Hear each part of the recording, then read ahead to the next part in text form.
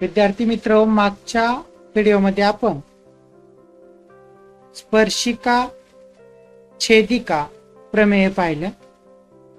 या स्पर्शिका छेदिका प्रमेयाचा उपयोग करून आपल्याला का इतर प्रमेयाची सिद्धता देता येतात. त्याच्यामध्ये जीवांच्या आंतरछेदनाचे प्रमेय म्हणजे theorem of internal division of chord, जीवांच्या बाह्य छेदनाचे प्रमेय theorem of external division of chords,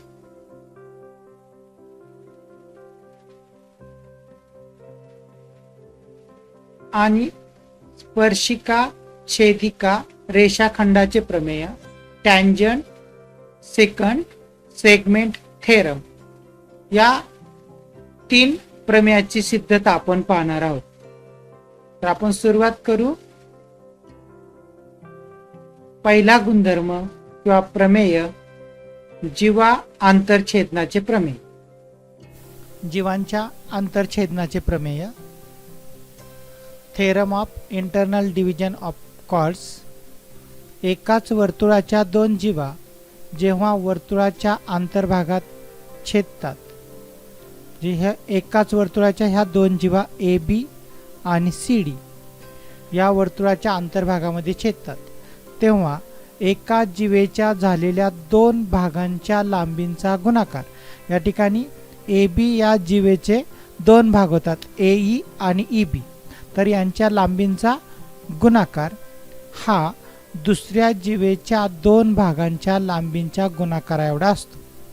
किंवा दुसऱ्या शब्दात सांगायचं म्हटलं तर एकाच जीवेचे जे 2 भाग तयार होतात त्या 2 भागांपासून तयार झालेल्या आयताचे क्षेत्रफळ आणि दुसऱ्या जीवेच्या 2 भागांपासून तयार झालेल्या आयताचे क्षेत्रफळ हे दोन्ही क्षेत्रफळ समान असतात. Two chords of a circle intersect each other in the interior of the circle, then the product of the lengths of the 2 segments of one chord, product of the length of 2 segments of one chord is equal to the product of lengths of 2 segments of the other chord. म्हणजे ही एका जीवेचे जे 2 भाग होतात त्यांचा गुणाकार बरोबर दुसऱ्या जीवेचे जे 2 भाग होतात त्यांचा गुणाकार हा सारखा असतो.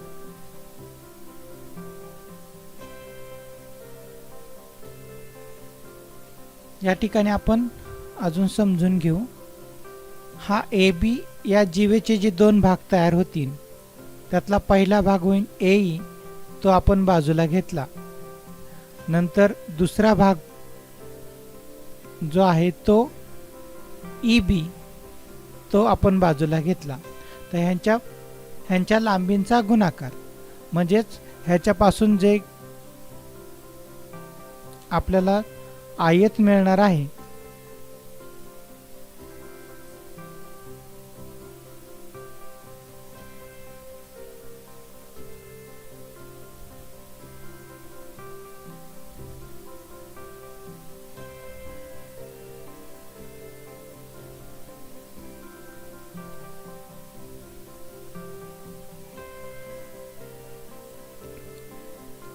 ह्याची आपण अजून एक कॉपी करू.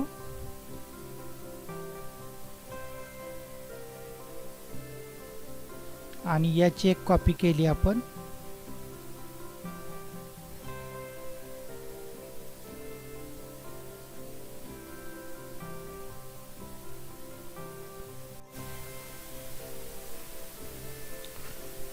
ए ही आपण लांबी घेतली आणि ई बी ही आपण आयताची रुंदी घेतली. तर ह्या आयताचं क्षेत्रफळ आपल्याला मिळेल. यातलं नाव देऊ आपण ए ई बी.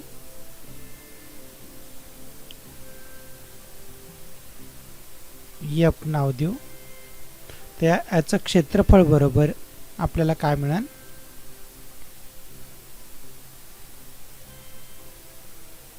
या चौकोनाचं क्षेत्रफळ बरोबर लांबी गुणिले रुंदी म्हणजेच ए ई गुणिले ई बी. आता आपला हा जो दुसरी जीवा आहे सीई सी डी, तर त्याचे जे दोन भाग पडतात सीई आणि ईडी यांच्यापासून तयार होणारा आपण आयत करू. तर सीई आपण बाजूला घेतल्या, रोटेशन करू त्याचं.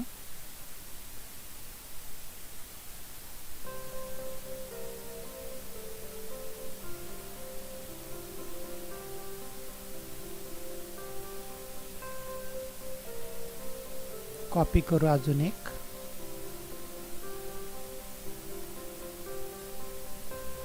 आणि त्यानंतर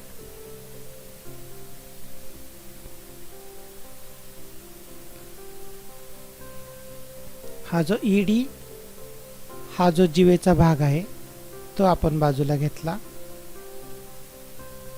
रोटेट केल्याला.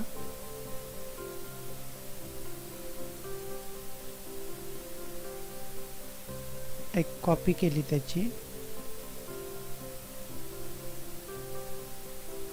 आणि ती वरच्या बाजूला घेतली.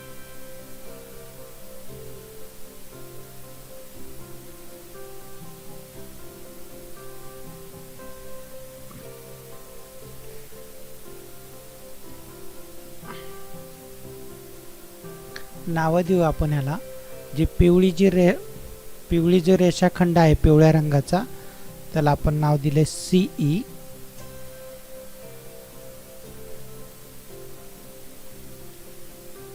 आणि जो हिरवा आहे तो ईडी. या ठिकाणी कुठलंही एक नाव देऊ एच, जे सीई डी एच हा काय होईल, एक आयत होईल. आणि या आयताचं क्षेत्रफळ काय, ही त्याची सीई लांबी आणि ईडी ही त्याची रुंदी. तर याचं क्षेत्रफळ मिळेल आपल्याला सीई गुणिले किंवा ईडी गुणिले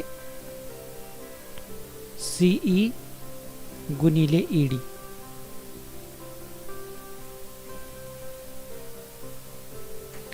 तर हे प्रमेय काय सांगतं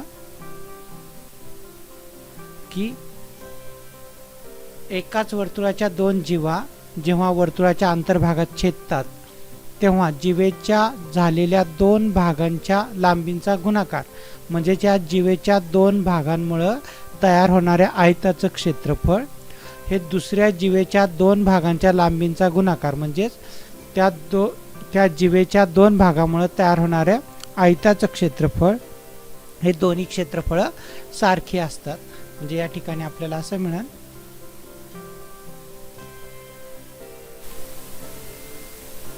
एई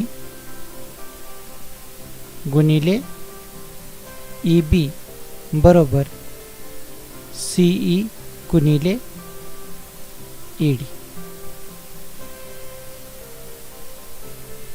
आता याची आपल्याला सिद्धता पाहिजे.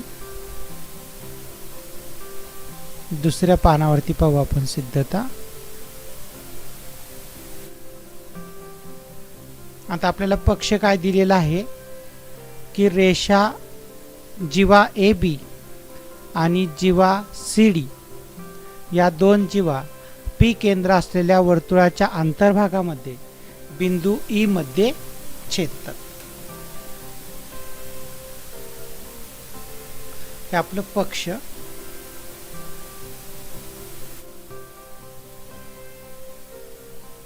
तर लिहून ठेवलेला आहे पक्ष. पक्ष काही केंद्र पी असलेल्या वर्तुळाच्या जीवा ए बी आणि जीवा सी डी वर्तुळाच्या अंतर्भागामध्ये बिंदू ई मध्ये छेदतात.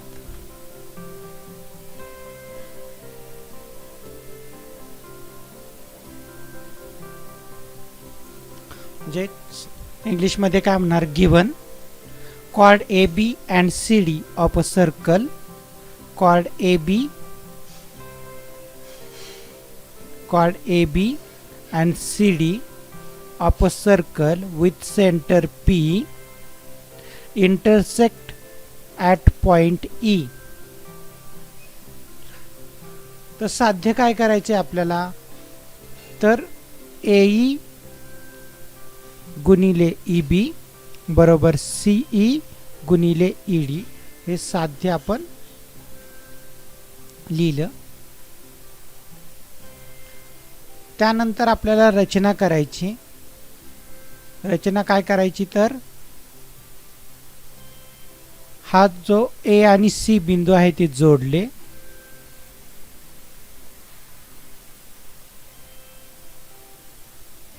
आणि डी आणि बी बिंदू हे दोन बिंदू जोडले आपण.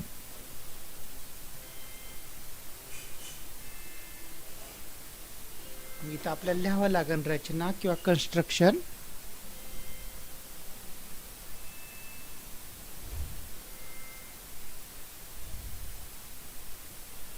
AC व BD काढला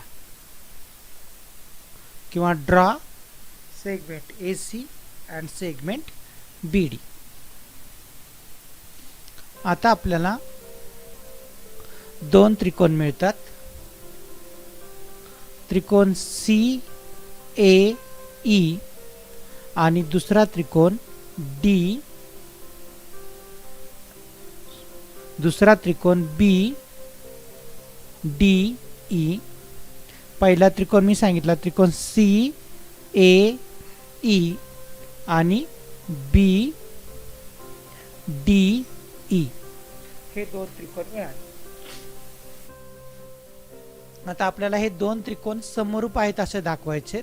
म्हणजे आपल्याला क्रॉस मल्टिप्लिकेशन किंवा तिरकस गुणाकार करून हे आपल्याला आपलं साध्य मिळेल.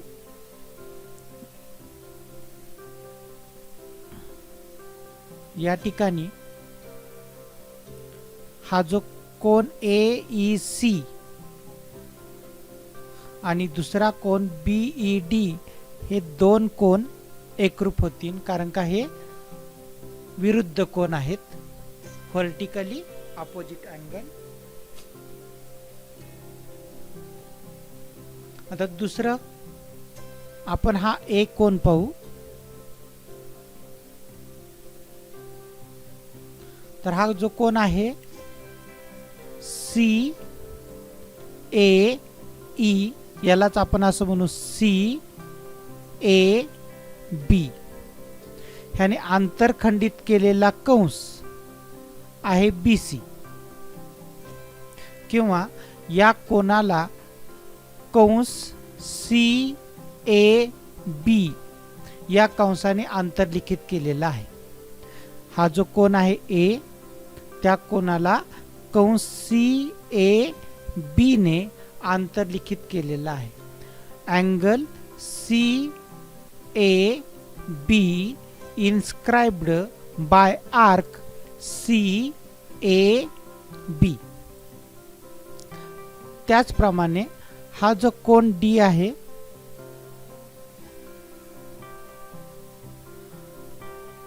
ह्या D या कोनाला जे आपण असं वाचू शकतो BDE किंवा यालाच आपण BDC असं सुद्धा वाचू शकतो. तर हा जो कोन BDC आहे हा आंतरलिखित कोन आहे. इन्स्क्राइब्ड अँगल आहे. This angle inscribed by arc CAB. तसंच ह्याने इंटरसेप्ट केलेला किंवा ह्याला आंतरखंडित केलेला कंस BC हा सारखा आहे. म्हणजे हे जे दोन कोन आहेत कोन A आणि कोन D, कोन CAE आणि कोन BDE हे दोन कोन एकाच कंसाने आंतरलिखित केलेले आहे. आणि आपण एक उपप्रमेय पाहिले की एकाच कंसात आंतरलिखित असलेले कोन एकरूप असतात. म्हणून हे दोन कोन काय होतील एकरूप होतील. आता ह्या दोन त्रिकोणाचे आपण दोन संगत कोन एकरूप दाखवले म्हणून कोको समरूपता कसोटीनुसार हा जो त्रिकोण CAE आणि त्रिकोण BDE हे दोन त्रिकोण समरूप होतील. ठीक आहे. तर एवढा भाग आपण लिहून घेऊ.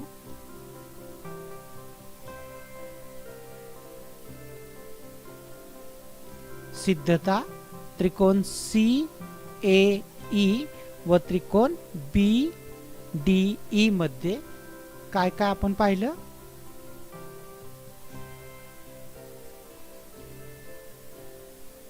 तर याच्यामध्ये सुरुवात आपण काय केलं, हा जो कोन आहे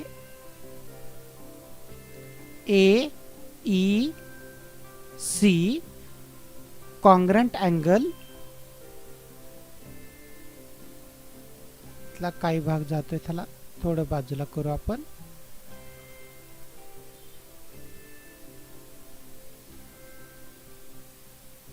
डी ई बी कारण की विरुद्ध कोन, त्याला काय म्हणतो आपण, कारण opposite angle.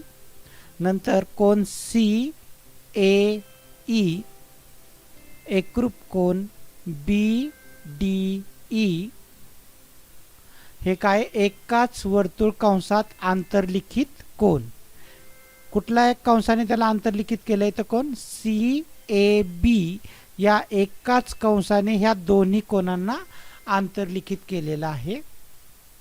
Angle C A E congruent angle B D E, reason is angle inscribed in the same arc. या ठिकाणी मी कारण लिहितो याचं दोनचं, angle inscribed in the same arc.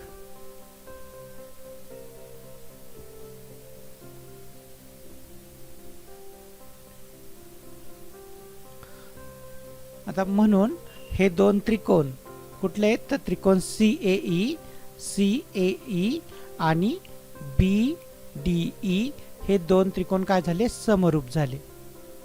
कुठल्या कसोटीनुसार तर कोकोक समरूपता कसोटी किंवा ए टेस्ट. मग आता हे जर दोन समरूप असतील तर याच्या बाजू कशा असतील, प्रमाणात असतील.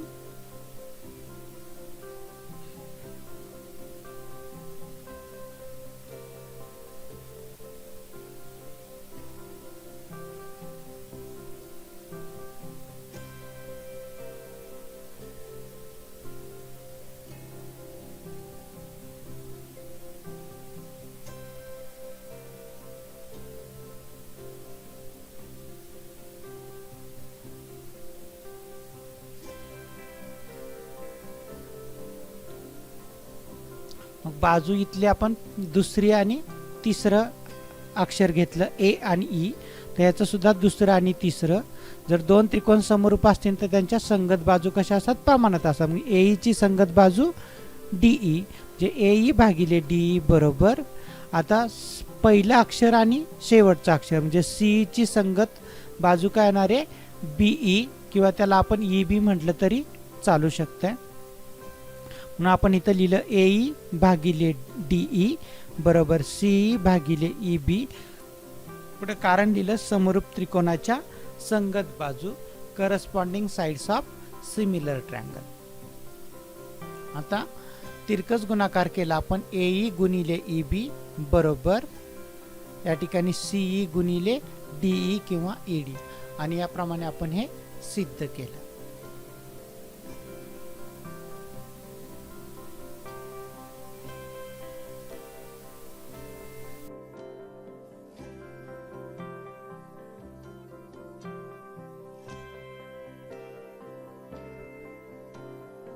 पाहिजे जीवांच्या बाह्य छेदनाचं प्रमेय, theorem of external division of chords. जर दोन जीवा वर्तुळाच्या बाह्य भागामध्ये जर छेदत असतील तर आपल्याला काय मिळतं, एई गुणिले ई बी बरोबर सीई गुणिले ईडी. प्रमेय काय आहे तर एकाच वर्तुळाच्या ए बी आणि सी डी या जीवांना सामावणाऱ्या वृत्तछेदिका परस्परांना वर्तुळाच्या बाह्य भागातील बिंदू ई मध्ये छेदत असतील तर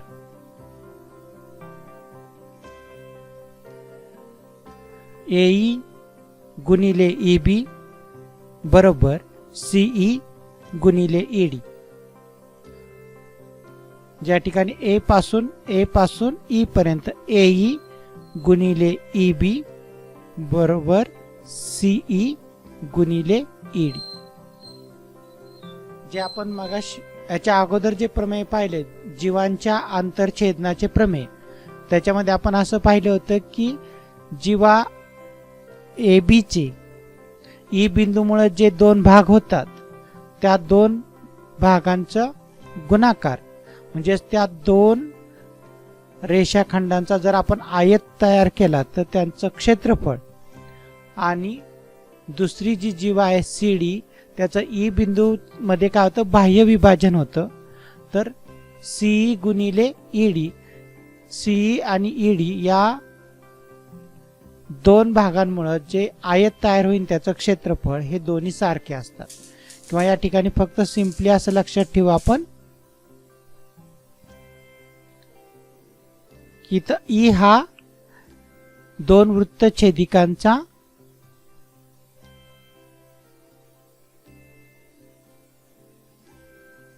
छेदनबिंदू आहे. ह्या दोन वृत्तछेदिका ए बी आणि सी डी या दोन वृत्तछेदिका वर्तुळाच्या बाहेरील ई बिंदू मध्ये एकमेकांना छेदतात. तर हा जो ई बिंदू आहे त्यांना एई गुणिले ईबी बरोबर सीई गुणिले ईडी या स्वरूपामध्ये विभागतो. आता याचा पक्ष आणि साध्य आपण ठरवायचं असं तुमच्या पुस्तकामधील हे ऍक्टिव्हिटी आहे.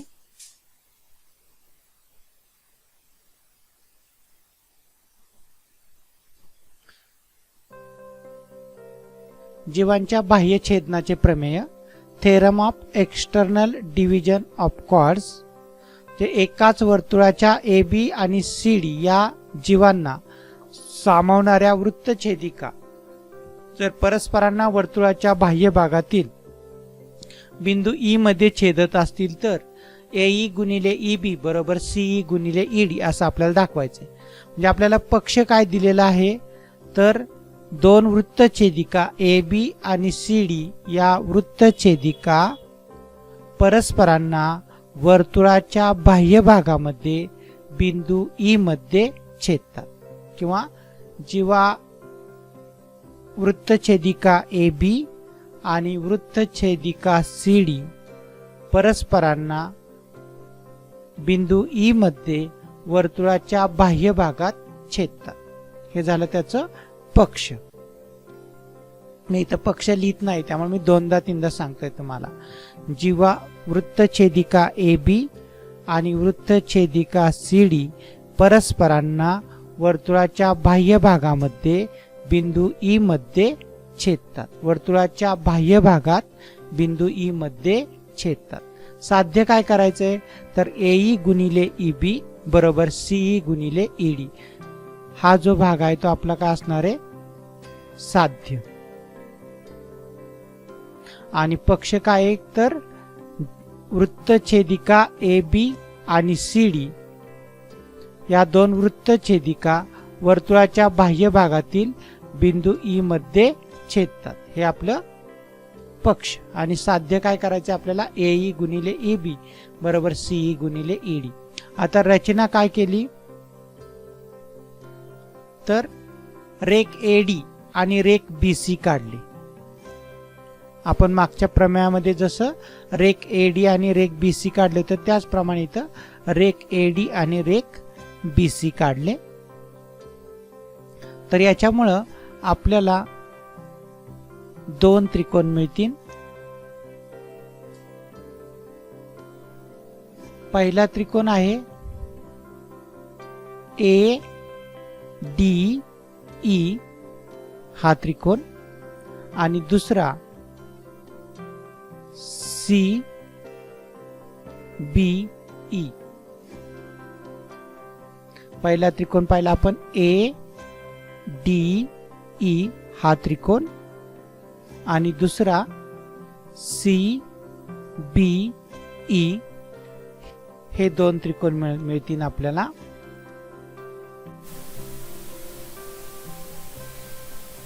तर आपल्याला मिळणारे त्रिकोण आहेत ए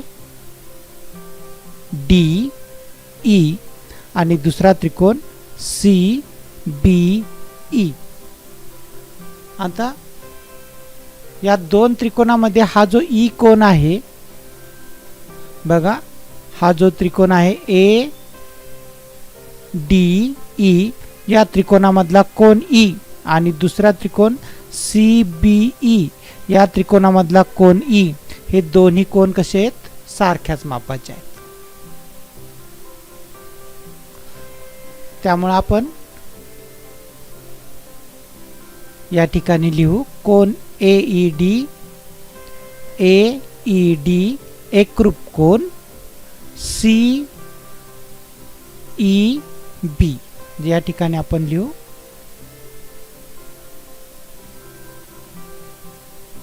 कोण सी ई बी.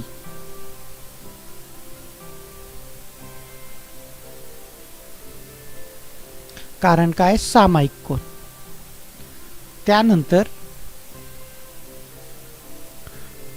कोण डी ए ई म्हणजे हा इथला कोण आणि दुसरा बी सी ई म्हणजे हा कोण सी कोण. तर ह्या दोन्ही कोण जे आहेत तो एकच कंस अंतर खंडित करतात, तो म्हणजे बीडी. किंवा हे दोन्ही कंस ह्या दोन कंसाला ह्या दोन कोणाला कोण ए आणि कोण सी ला कंस बी ए डी हा एकच कंस आंतरलिखित करतो. म्हणजे हे जे दोन कोण आहेत हे एकाच कंसातील आंतरलिखित कोण आहेत, त्यामुळे हे एकरूप आहेत. किंवा आपण असं सुद्धा म्हणू शकतो की ह्या दोन आंतरलिखित कोणांनी एकाच कंसाला आंतरखंडित केलेलं आहे, त्यामुळे हे दोन कोण काय होतील, एकरूप होतील. म्हणजे या ठिकाणी आपण मार्किंग करू. हे दोन कोण एकरूप झाले कारण का एकाच कंसातील आंतरलिखित कोण. मग या ठिकाणी आपण इथं लिहिलेलं आहे कोण डी ए ई कोण डी ए ई एकरूप कोण बी सी ई. या ठिकाणी कारण काय लिहिणार, एकाच वर्तुळ कंसात आंतरलिखित कोण. आता या ठिकाणी म्हणून त्रिकोण ए डी ई समरूप त्रिकोण, दुसरा समरूप त्रिकोण कुठला आहे सी बी ई. या ठिकाणी लिहिणार आपण एडीई समरूप त्रिकोण सी बी ई. ह्याचं कारण काय येईल, कोको समरूपता कसोटी.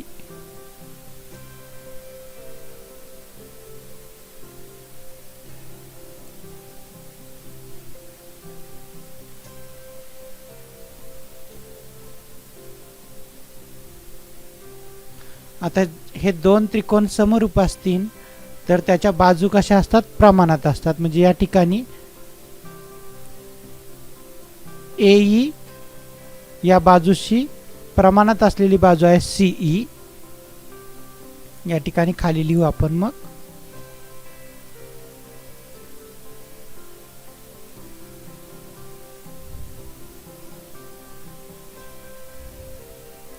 सीई. त्यानंतर आता आपल्याला सिद्ध काय करायचंय,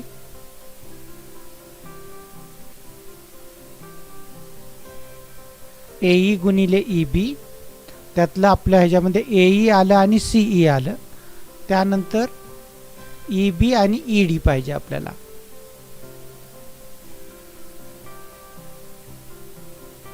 मग ही दोन शेवटची अक्षरे घेतली आपण डीई. या ठिकाणी लिहू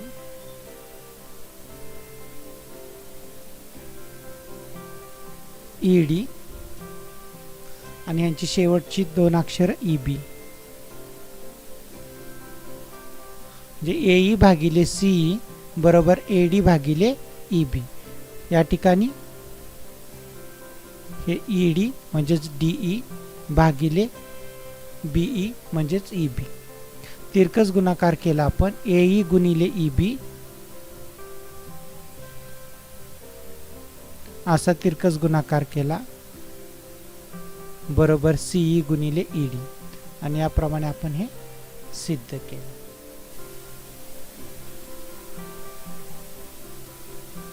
पुढचं सेमीसाठी आहे. याचप्रमाणे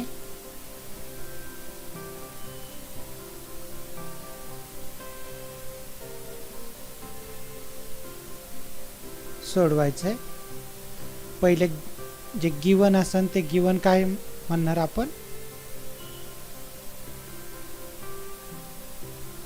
chord AB and CD of a circle intersect outside in the circle at point E. हे झालं गिवन. and to prove काय करायचं आहे आपल्याला, तर AE into EB बरोबर is equal to CE into ED. हे आपल्याला to prove. construction, draw AD, segment AD and segment BC.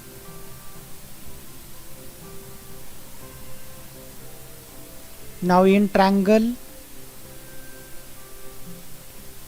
ADE and triangle CBE, E is a common angle, therefore here we write AED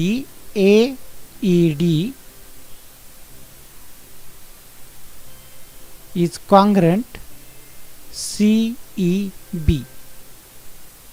So write here angle CEB. Reason is common angle. Here angle A and angle C intercept same arc, or these two angles are inscribed angle. These two angles inscribed by same arc BAD, therefore they are congruent. So write here reason.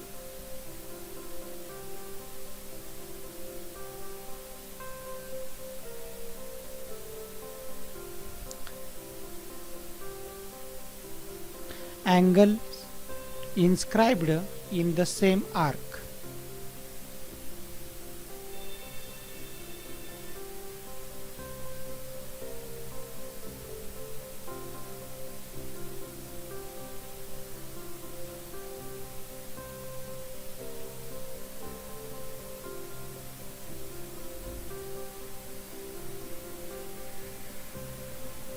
Now triangle ADE is similar triangle CBE.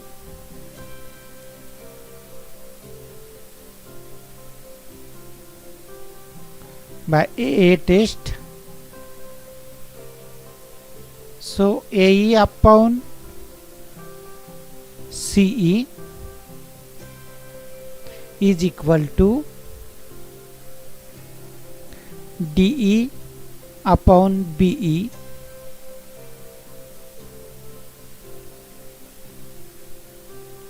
By cross multiplication AE into BE, we can write AE into EB is equal to CE into ED. Now hence the proof.